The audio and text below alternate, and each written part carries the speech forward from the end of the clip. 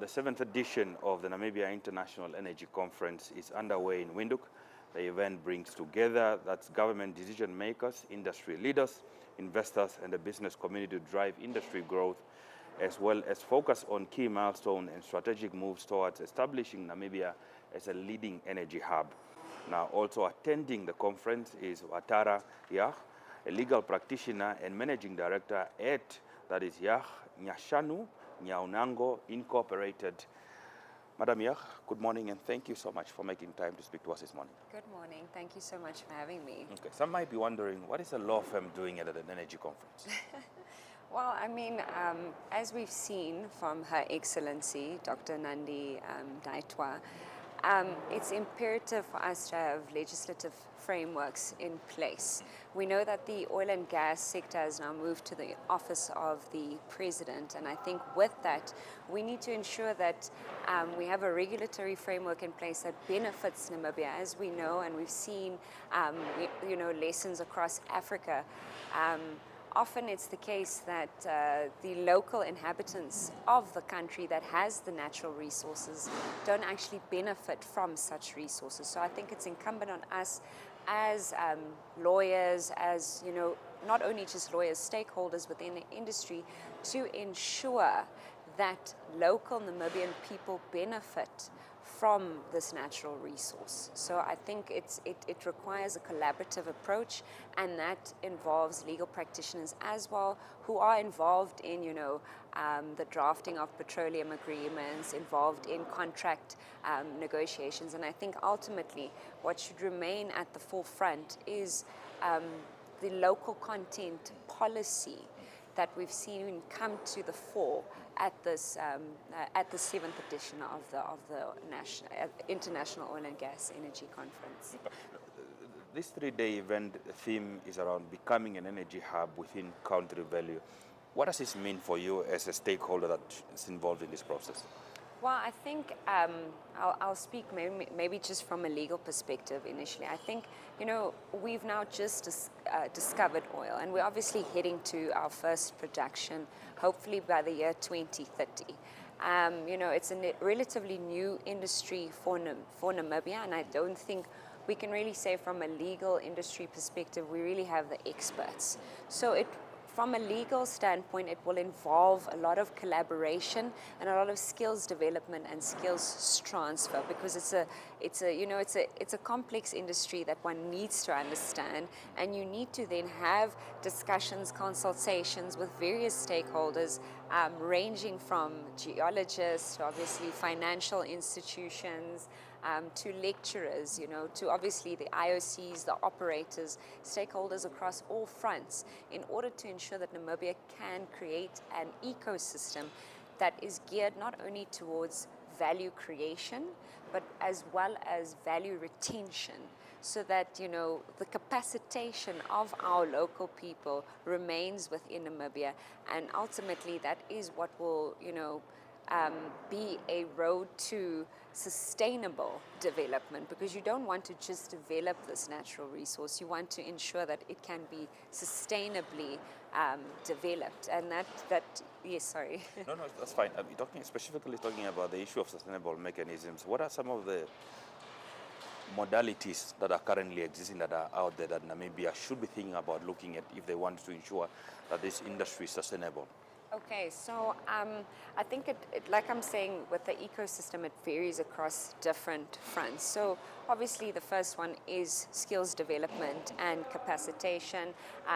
We've heard from the Petro Fund what they've been doing in terms of skills development and capacitation, working alongside, our brothers and sisters from Angola, Nigeria, ranging as far as France, to ensure this. We know that the training element, particularly in the services sector. I mean, we've heard our colleagues from Angola speak, and they've indicated that, without a robust services sector, we can't, extract the value domestically. We've also seen from various financial institutions that, the public-private partnerships arrangement and the funding models around that will be equally important. And as I see it, there is a progression towards it. We've seen FNB recently, partner with Monida from Nigeria to particularly capacitate the SMEs within the industry, particularly within the services industry,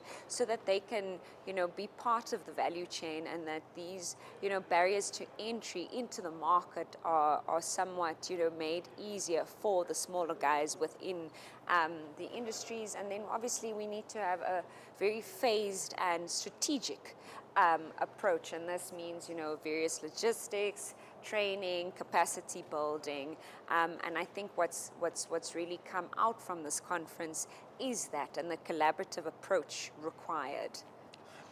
When it comes to the issue of local content and value addition and energy independence and creating this local context for Namibians to benefit, what is the role especially of international organizations and corporations? What do they need to do to ensure that there is the local content is developed, and also from the government side, like you talked about, that it's a collaboration effort? So what do we need to do? Because I'm assuming that if I come here as an investor, firstly I want a return on investment. That local content might not necessarily be my biggest priority. So what does government need to do to ensure that IOCs are compliant, the issue of local content really comes to fore, so that we avoid the issue of possibly, that is the Dutch disease, or we avoid the issue of the Niger Delta situation in Nigeria, where oil is spilling, local content, the value, Yes. and it must go, ideally, I think it should go beyond simply just people who are being paid good salaries. Yes, no, absolutely. I think I like that you've picked up on that, because that's also been a theme that's come through very strongly in the conference. We've had, speakers from Gulp as well as Shell talk about their role and what they've done so far in other countries to ensure this local capacitation and skills development. So from a sort of governmental perspective, obviously, the compliance with the local content policies can be contained in the petroleum agreements. It can also be part of the licensing conditions to ensure that there's compliance. But I think the IOCs and the operators themselves need to understand the importance of ensuring that Namibians benefit, and this will require a robust regime for skills transfer as well as skills capacitation. And it's not just, like you're saying, about holding certain positions. It's about actually, drawing out that knowledge pertaining to the oil and gas sector in order for us to really benefit from it, and to ensure that, when we are going into production phases, that, the local people, particularly indigenous people within various industries, are consulted, and that we have, from an environmental clearance perspective also, these are values that are inherently entrenched, and part of investment is also ESG, and I think we often forget about it. We think that foreign direct investment means just pumping in money and making a return. Obviously, investors want to make their return, but to ensure the sustainable sort of growth and that will result from such investment, we need to also incorporate the various elements of the ESG. Talking about the issue of ESG, and specifically broad-based development to ensure that we become inclusive, grassroots level benefit from this intervention. I think we've seen one of the corporations in Namibia where there were issues that possibly that enough consultations are not done. We're starting to drill in the Kavango. Yes. What is it that perhaps maybe corporations that are coming from outside, coming into Namibia, hoping to join the exploration of this oil and gas, should perhaps possibly take away from that example?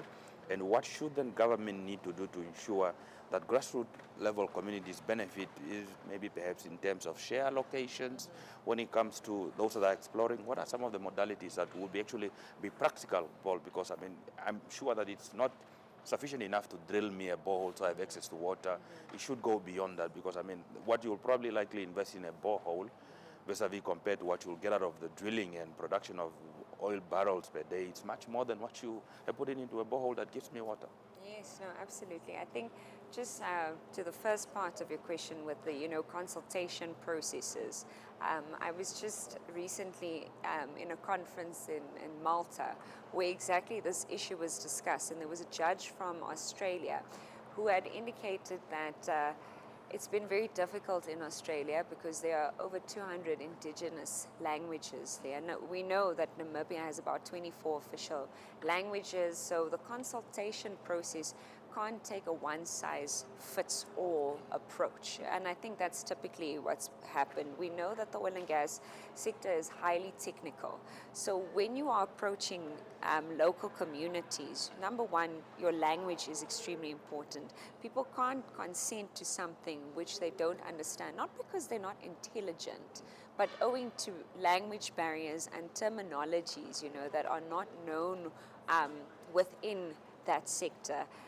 In terms of modalities around value creation and ensuring that people can actually benefit, this is really where the training comes in. You want to have, whether it's welders within the industry, our vocational training will now really have to come to the forefront. And we've now seen that Her Excellency Dr. Netumbo Nandi-Ndaitwah has indicated in her State of the Nation address yesterday that she intends for education to be free by the year 2026. So if we can avail that access to the education, because we know sometimes there are barriers from financially to education, and that's ultimately what will uplift, so people can participate, because with the local content policy, we want to secure the services locally from local industry players, and with that means capacitation. So if you want people to be able to tap into the value chain, you need to give them the necessary tools in order to do so. Indeed. As we conclude our conversation this morning, let's talk about how important regulatory as well as fiscal stability is for this oil and gas in Namibia. It is obviously very important. Investors want to know that, there is the fiscal regime is in place in order for them to make an investment and have sort of the security that the investment is quote unquote safe. There are obviously no guarantees in investment, we know this, but I think Namibia has taken great strides in that regard. I mean, we've seen what's been happening with the passing of our late Dr. Hage Geingob. We've seen the peaceful transitions that have occurred in that regard.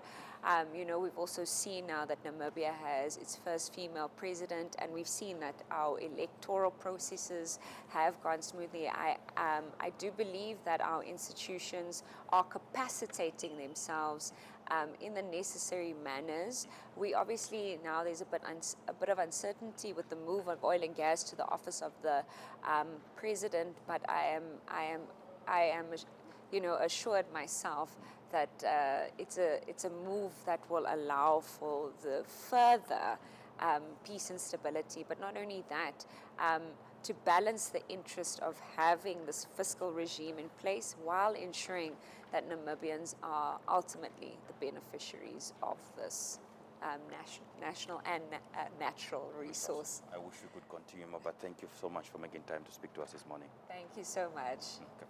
Now, that was Utaara Jauch, who is the legal practitioner and managing director at Jauch Nyashanu, as well as now Nyango Incorporated, talking to us about her takeaway from the 7th edition of the Namibian International Energy Conference that's currently underway here in the nation's capital, Windhoek.